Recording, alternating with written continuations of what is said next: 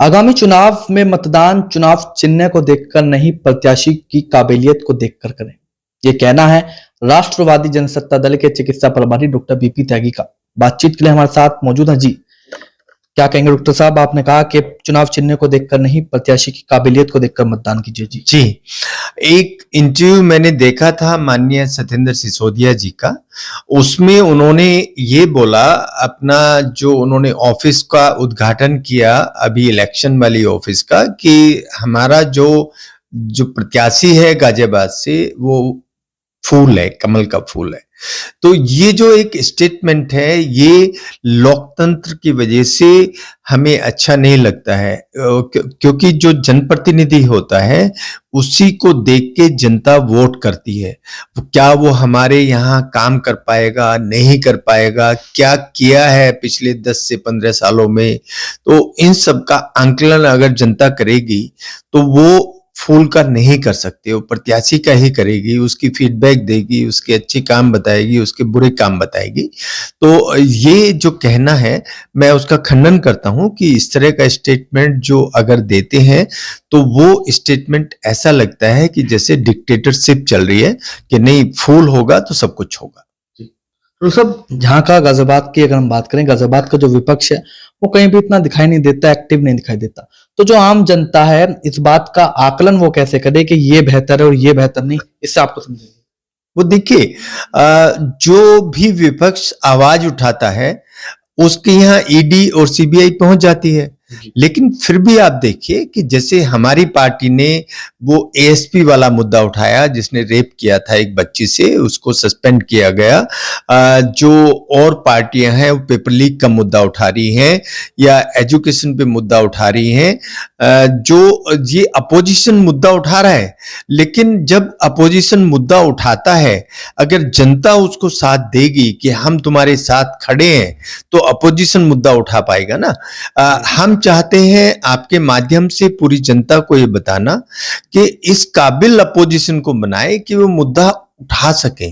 अगर अपोजिशन नहीं होगा तो फिर एक तरफा राज चलेगा, उसको डिक्टेटरशिप बोलते हैं, जो कि नहीं होना चाहिए। भारत में लोकतांत्रिक व्यवस्था है। तो आपके चैनल के माध्यम से हम ये बताना चाहेंगे कि जो भी अपोजिशन आवाज उठा रहा है उसको आप सपोर्ट करिए।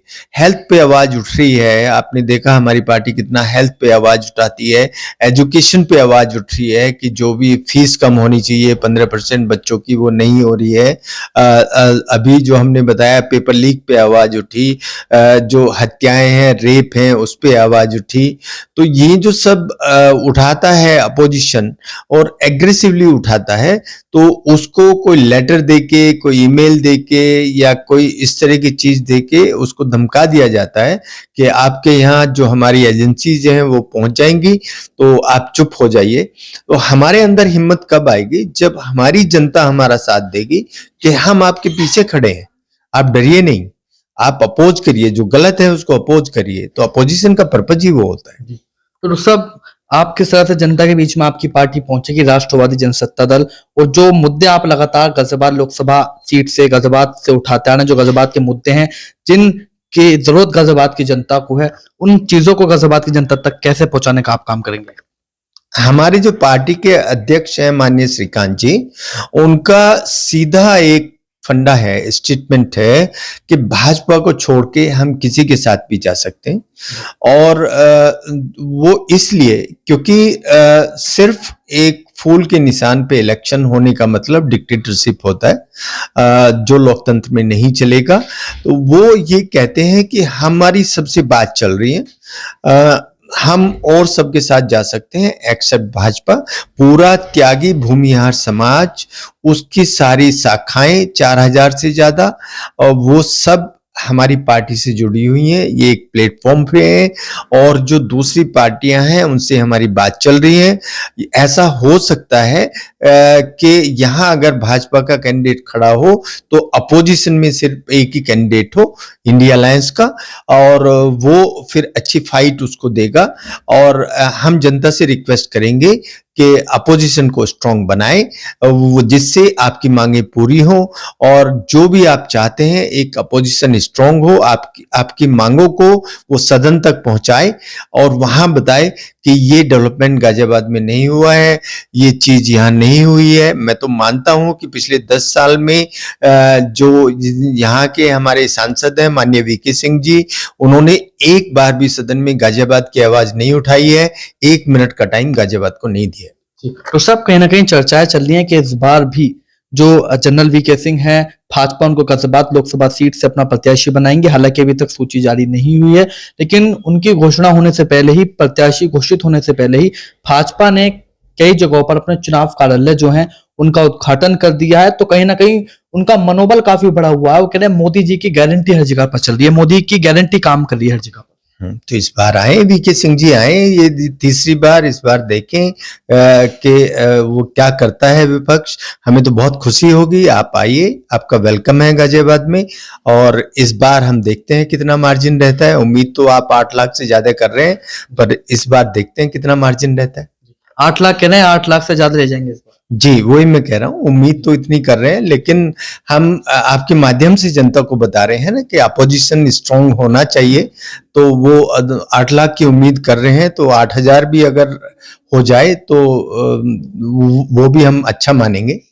तो आपकी अगर हम बात करें, क्या आप भी किसी लोकसभा सीट से प्रत्याशी के रूप में उतरेंगे? कई जगहों पर चर्चा चलती है कि डॉक्टर साहब भी गाजियाबाद लोकसभा सीट से चुनावी मैदान में उतर सकते हैं। तो क्या आप अपनी पार्टी के सिंबल पर चुनावी मैदान में उतरेंगे या फिर किसी के साथ गठबंधन आप करने वाले हैं, आपकी पार्टी करने वाली है? नहीं, देखिए, पार्टी के जो अध्यक्ष हैं और जो कोर कमेटी है हमारी, वो जो भी डिसाइड करेगी। मैं तो एक अपनी पार्टी का सदस्य हूँ, मेंबर हूँ। जो भी आदेश मुझे मिलेगा उसका हम काम करेंगे उनके अकॉर्डिंग। पर अभी ये बिल्कुल निर्धारित नहीं हुआ है। जहां तक पार्टी के सिंबल की बात है, वो हम आपको बता देते हैं कि पार्टी का सिंबल हमारा आने वाला है।